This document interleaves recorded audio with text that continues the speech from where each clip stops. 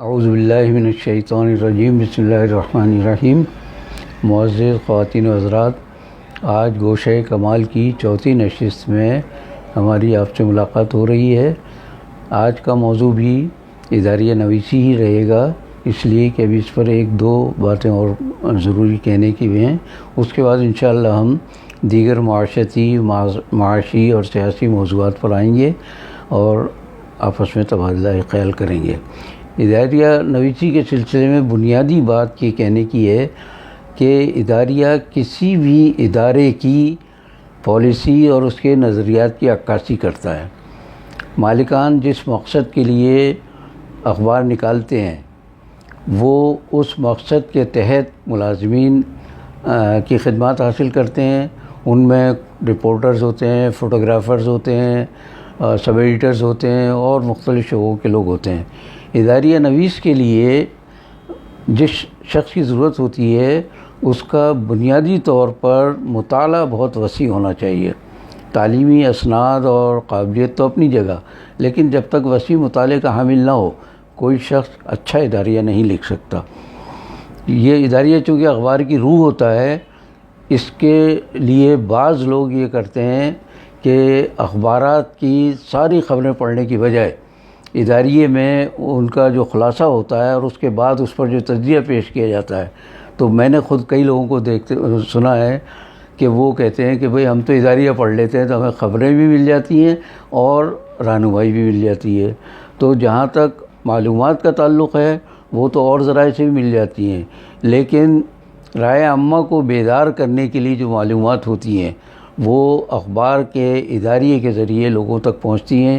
اس سے لوگوں کو رہنمائی بھی ملتی ہے اور اس کے ساتھ ساتھ سب سے بڑا مقصد اس کا اخبار کا یہ ہوتا ہے کہ لوگوں کو تفریح طبع کا بھی موقع فراہم کیا جائے۔ اداریہ نویس جو ہے وہ ہمیشہ بہت پڑھا لکھا سمجھدار انسان ہوتا ہے۔ باقی شعبوں کے مقابلے میں اس کی قابلیت و صلاحیت زیادہ ہونی چاہیے، اس کا مطالعہ وسیع ہونا چاہیے، اس لیے کہ اداریہ جو ہوتا ہے وہ عوام کے علاوہ مقتدر حلقوں میں، با اختیار حلقوں میں، بلکہ یوں کہنا چاہیے حکمرانوں میں بہت اثر کرتا ہے، اور وہاں چاہے خبریں پڑھیں نہ پڑھیں وہ لوگ اداریہ ضرور دیکھتے ہیں کہ ہمارے بارے میں، عوام کے بارے میں کیا رائے پیش کی جا رہی ہے۔ چنانچہ اخبارات میں اداریے جتنے بھی ہوتے ہیں ان کی کٹنگز عام طور سے متعلقہ شعبوں اور ان کے سربراہوں کو جاتی ہے۔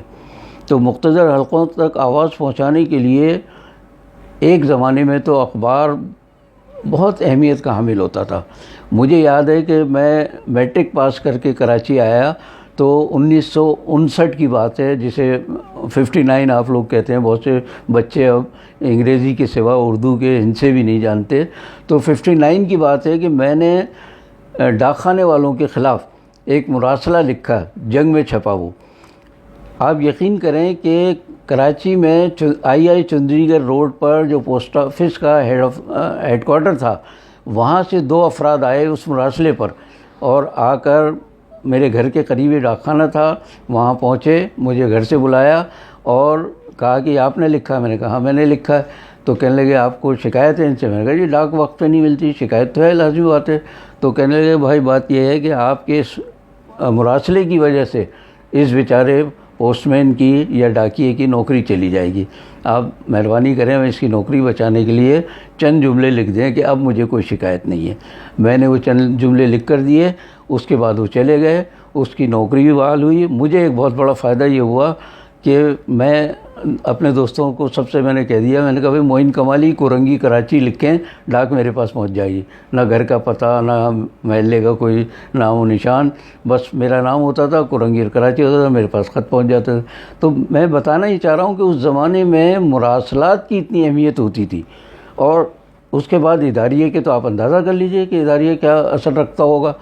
لیکن آج کا زمانہ ایسا آ گیا ہے، میں بہت افسوس کے ساتھ کہہ رہا ہوں کہ معاشرتی مسائل پر، لوگوں کی مشکلات پر لکھ کر تھک گئے، لیکن حکمرانوں پر، مقتدر اداروں پر، شخصیات پر کوئی اثر نہیں ہوتا۔ انہوں نے ایک فارمولہ بنا رکھا ہے، وہ یہ کہتے ہیں کہ ہم نے آپ کو آزادی دے رکھی ہے، آپ جو چاہیں لکھیں، بس آپ لکھتے رہیے اور ہم جو چاہیں کریں گے، ہم بھی اپنی جگہ سے ہٹنے والے نہیں ہیں۔ تو یہ ایک عجیب فارمولہ بن گیا، اور حقیقت یہ ہے کہ آج جتنی آزادی ہے لکھنے کی، بولنے کی، اتنی کسی زمانے میں بالکل نہیں تھی۔ لیکن یہ آزادی کس کام کی کہ جس کا کوئی اثر ہی نہیں لیتے، یہ بس سنتے ہیں اور کہتے ہیں بس آپ بکتے رہیں، ہم کریں گے وہی جو ہمارا دل چاہے گا۔ چنانچہ معاشرے میں جتنی خرابیاں ہیں اس کی اصل وجہ یہ ہے کہ اوپر والوں پر نہ اداریوں کا اثر ہوتا ہے، نہ مراسلات کا اثر ہوتا ہے، نہ خبروں کا، اور نہ ٹی وی چینلز میں آنے والی رپورٹوں کا۔ چنانچہ آج کے دور میں اداریے کی شاید وہ اہمیت نہ رہی، لیکن بیرونی دنیا میں اداریہ آج بھی سب سے زیادہ مؤثر آواز سمجھا جاتا ہے۔ آپ کو حیرت ہوگی کہ اداریے میں معلومات اور تفریح کے علاوہ بعض اوقات مغرب کی دنیا میں وہاں تفریح طنز و مزاح سے بھی کام لیتے اداری سے۔ بعض اداریے ضرورت کے مطابق سنجیدہ نہیں ہوتے، بہت زیادہ ٹھوس نہیں ہوتے، بلکہ عام فہم انداز میں، مذاق کے انداز میں بھی اداریے لکھے جاتے ہیں۔ ہمارے یہاں چونکہ اس کا رواج نہیں ہے، لیکن مجھے یہ سہولت حاصل رہی کہ میں چونکہ برسہا برس سے، سال ہا سال سے اداریے کے ساتھ ساتھ کالم بھی لکھتا رہا۔ چنانچہ میں کبھی کالم میں اداریے کا مزہ لیتا رہا اور کبھی اداریے پہ کالم کا مزہ لیتا رہا۔ یہاں تک ہوا بعض اوقات کہ کوئی اداریہ کسی وجہ سے شائع نہیں ہو سکا تو پتہ چلا کہ وہ میں نے کالم میں ڈال دیا، کالم چھپ گیا وہ۔ تو میرے کالم اور اداریے میں اکثر یہ ہوا ہے کہ موضوعات ایسے میں لیتا تھا کہ جس میں کہیں تفریح تباہ کا بھی سامان ہو جائے۔ چنانچہ اداریے جو ہے میرے اسی لیے مقبول بھی رہے۔ اب میں آتا ہوں کتابی دنیا سے ہٹ کر۔ کتابوں میں ذرائع ابلاغ کی جو کتابیں ہیں ان میں آپ کو اداریوں کی قسمیں مل جائیں گی، اداریہ نویس کی خصوصیات مل جائیں گی اور بہت باتیں ملیں گی۔ لیکن میں اپنے تجربے کی بنیاد پر جو بات آپ کو بتانا چاہتا ہوں وہ یہ ہے کہ سب سے پہلے اداریہ نویس کو اپنا تعلیمی پس منظر درست کرنا چاہیے، اس کے بعد مطالعہ اور تحقیق کی عادت ڈالنی چاہیے۔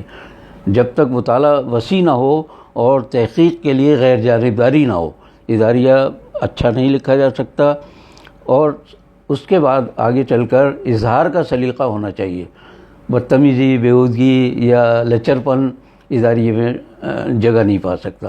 اور بہت شائستگی کے ساتھ آپ اپنی گفتگو کریں، اس میں اہم ترین چیز جو ہے وہ ہے استدلال۔ صلاح الدین شہید فرمایا کرتے تھے کہ بھائی دلیل سے یا تو قائل کر دو یا دلیل سے قائل ہو جاؤ۔ اداریے میں بنیادی بات یہی رہتی ہے کہ دلیل دی جاتی ہے، لوگوں کو قائل کیا جاتا ہے کہ بھائی آپ فلاں جگہ غلطی پر ہے، آپ نے فلاں اچھا کام کیا ہے، اس لیے آپ کی ہم جو ہے تعریف بھی کر رہے ہیں اچھے کام کی۔ تو پھر یہ کہ اداریہ نویس کو انسانی نفسیات کا گہرا مطالعہ ہونا چاہیے، معلومات ہونی چاہیے۔ اس میں انفرادی نفسیات بھی شامل ہیں اور اجتماعی نفسیات بھی۔ بعض اوقات گروہی نفسیات جو ہے، گروہی معاملات وہ بہت خراب اثر ڈالتے ہیں معاشرے پر۔ تو جب تک نفسیات سے واقف نہ ہو اداریہ نویس تو اس وقت تک وہ لوگوں کی صحیح رہنمائی نہیں کر سکتا۔ چنانچہ اداریہ کی ایک خوبی جو میں نے محسوس کی ہے اچھے اداریوں کی، وہ یہ ہے کہ یہ قانون کی گرفت سے بچنے کے لیے بہت سوچ سمجھ کے جملے اور الفاظ استعمال کرتے ہیں۔ میں اللہ کا بڑا شکر ادا کرتا ہوں کہ میں نے قانون کی تعلیم حاصل کی ہے، میں نے فلسفے کی تعلیم حاصل کی ہے، جیسے منطق اور استدلال بہت ضروری ہوتا ہے گفتگو میں کسی کو قائل کرنے کے لیے۔ پھر اس کے علاوہ ذرائع ابلاغ کا معاملہ رہا، اور سماجی خدمات کا بہت بڑا میرا ذریعہ رہا ہے کورنگی کے زمانے میں، اور آج بھی ایک بہت بڑا اسکول کورنگی میں وہ میرے ہاتھ کا قائم کیا اور میرا ہی نام اس پر سب سے اوپر لکھا ہوا ہے۔ ایک بڑی مسجد ہے، مسجد عرفات، اس کا میں سیکریٹری جنرل رہا، وہ بھی ہم نے قائم کی تھی۔ اور سب سے بڑی بات یہ کہ کورنگی میں عیدگاہ سب سے پہلے قائم ہم نے کی، میں اس کا جنرل سیکریٹری تھا، آج تک وہ قائم ہے۔ تو بتانا ہی چاہ رہا ہوں کہ یہ میرے سماجی رابطے اور معاشرتی روابط اتنے طویل اور اتنے وسیع اور گہرے تھے کہ لوگوں سے تعلقات، لوگوں کے معاملات سمجھنے میں آسانی ہوئی۔ چنانچہ اداریے میں نے ان سے بھی کام لیا کہ لوگوں کی نفسیات معلوم، مجھے گروہی نفسیات بھی پتہ تھی۔ تو اس بنا پر اس کی ایک مثال میں دے سکتا ہوں آپ کو کہ 1998 میں میری بڑی بیٹی کی جب شادی ہوئی تو میں نے عادت کے خلاف 2 دن کی چھٹی کی. میں چھٹی نہیں کرتا تھا، پہلے بتا چکا ہوں میں آپ کو. 2 دن کی چھٹی کی میں نے اداریہ لکھنے کی. اس زمانے میں جا کر لکھتا تھا. تیسرے دن میں جب گیا ہوں اخبار کے دفتر میں، تو اخبار کے ایڈیٹر اور مالک نے مجھے بلایا اور کہا صاحب آپ 2 دن نہیں آئے تھے، میں نے 2 دن یہ اداریہ لکھا تھا. اور سرتاج عزیز صاحب جو اس وقت وزیر خزانہ تھے نواز شریف صاحب کے، انہوں نے اعتراض کیا کہ آپ کے اداریے میں یہ خامی، یہ غلطی، یہ غلط بات کہہ دی آپ نے.